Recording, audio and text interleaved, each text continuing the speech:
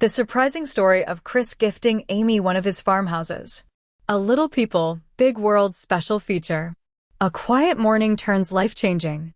The Oregon sky was painted with the gentle colors of dawn as Amy Roloff stepped outside her cozy farmhouse. The crisp air brushed against her cheeks, carrying the familiar scent of wet soil and pine. She wrapped her cardigan a little tighter, gazing toward the distant line of trees where the sun had just begun to rise. Since remarrying Chris Merrick, life had been calm, quieter, simpler, but filled with unexpected beauty. Yet, on this particular morning, Amy sensed something stirring beneath the surface. Chris had been acting strangely for weeks, mysterious phone calls, sudden drives into town, and hushed conversations that stopped whenever she walked into the room. She brushed it off as one of his real estate projects, but the feeling wouldn't leave her. Chris was planning something big. Hello viewers, welcome back to my channel. For Roloff family latest news update, please subscribe to the channel and press the bell icon. The hidden secret. Chris Merrick was many things: an adventurer, a real estate agent, and above all, a man who loved Amy deeply. After years of being her partner, he still found ways to surprise her. But this time, his surprise wasn't just about romance. It was about legacy. Ever since he'd started expanding his real estate business, Chris had quietly bought several rural properties across Oregon. One of them, an old farmhouse surrounded by sprawling fields and blooming cherry trees, had captured his heart.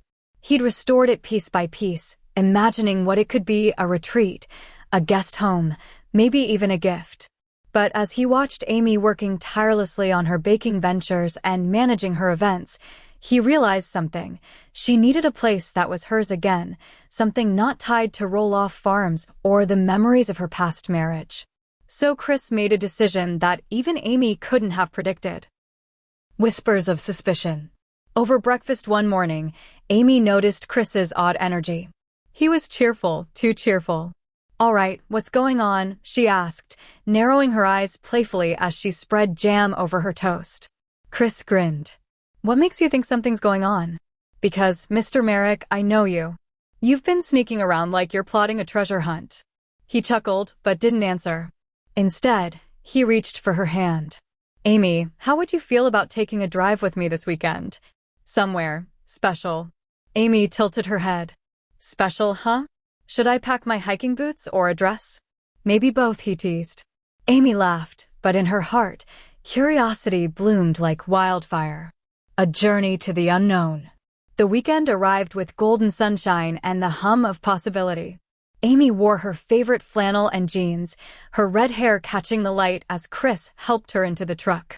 They drove for nearly 2 hours, winding through country roads lined with evergreens and rustic